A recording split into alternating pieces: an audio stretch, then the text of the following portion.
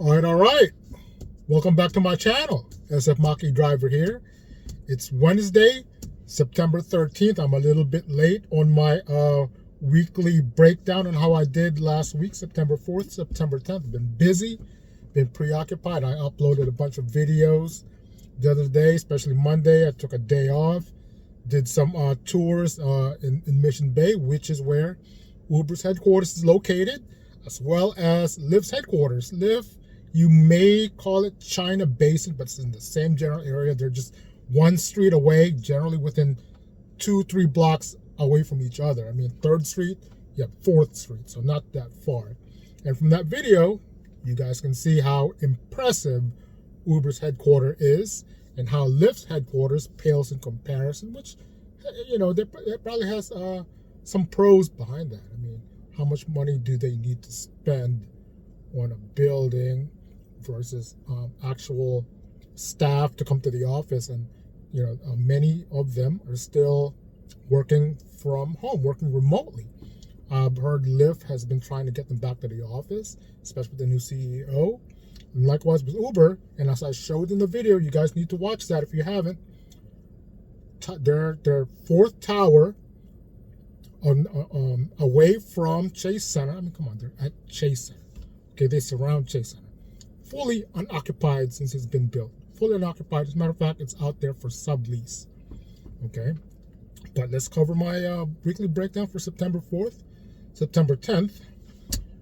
As you guys can see, I made $1,321.82 for the entire week, and active time 32 and a half hours. All right. I was off that Monday because it was a holiday, and Tuesday I didn't put in that much time, but altogether Uber $737.18, and I spent more time with Uber. Okay, you know, I changed up my. Let's talk about that. I changed my strategy a little bit. I haven't talked about it, but I do use the Para app. I haven't used it in a while. I do have that, but last week I made it my point to use the Para app so that I could filter my trips. You know, I was tired of these trips that are less than $30 per hour. Sometimes they're closer to 20 per hour active time. All right, especially with Lyft, and I've learned some things with Lyft since I started reusing the Para app. Lyft, because of the challenges that they offer, which I have not seen in 2 weeks, and even with the EV bonus, which I need to complete 50 trips, you know, I would have to complete these really low 20s per hour trips, sometimes 22, and I didn't want to do that. So I stuck to my guns. I filtered those trips, and Para app would automatically decline those trips that's under $30. I put $30 my minimum, so it would really automatically decline those Lyft rides, and which is like more than half of the Lyft rides were under 30. They were being declined. So with Lyft, I only managed to complete 37 trips, Tuesday to Sunday. So I was shorted by 13 trips, and I just couldn't do it. I mean, $150 is the EV bonus. I have to complete 50 trips. That's $3 divided by 3. That's really $3 extra per trip. And you know, with that strategy, I didn't do a lot of Lyft. Uber, as you can see, 18 hours and 40 minutes active time. I spent more time, and I did 51 trips with Uber. If you do the math, I was averaging like $39 per hour with Uber. Okay, that includes the tips. Now with Lyft, without the EV bonus and 37 trips, $584.64. That's averaging like $42 per hour, because I stuck to my strategy of only taking trips that were $30 per hour plus active time.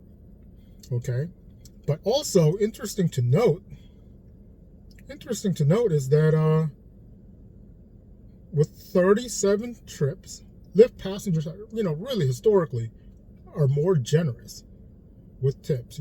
Thank you to those customers. Have $99.57 in tips in 37 trips with Lyft, compared to Uber, 51 trips. Come on, 51 trips, $47.54. So thank you for those customers that did tip. All right, but yeah, I mean, historically, Lyft passengers just tip more frequently. Not all, but you can see a significant number of them did tip. And I don't know why that is. I'm courteous. I try to be courteous, and I open the door, at least the trunk. I open the trunks for them. The ones with the luggages at the airports and so forth. I do all of that. But yeah, that's just how it is. So I'm just just trying to pay as less as possible. Like I said, just trying to go to and from. That's how it is. But I'm sticking to my strategy. Even this week, I'm continuing to use Para to filter my trips. So I'm able to average $30+ more per hour. Sometimes in the 40s. Some of these trips, like I did one short video on YouTube. That one trip was averaging with Uber, was averaging over $100 per hour, and it was a 10-minute trip that I was able to complete in 7 minutes. But that was like $16 for like 2.5 miles. Sometimes it's like that, especially when it's busy. Maybe that passenger couldn't get a driver that particular trip. I dropped off in that building. It's a medical building. I dropped off a passenger there, and that next passenger with that $16 became $17. Was right at that building. I just had to wait for that passenger. But yeah, I mean, altogether, 32 hours of work made $1,300. However, I did not reach that EV bonus. This week, let's see what happens. Dreamforce is here. It's busier. There is an uptick, but my strategy is I don't want to be in that traffic. I'm working away from that area in San Francisco, the Moscone Center. That's where the conference is. I did a little video walkthrough over there too. You guys should check out. But hopefully this week I'll be able to average higher per hour than the previous week, because it is Dreamforce and they're here till Thursday. So it's already Wednesday. So tomorrow, and see what happens. All right, that's my recap for the week. And thank you for watching.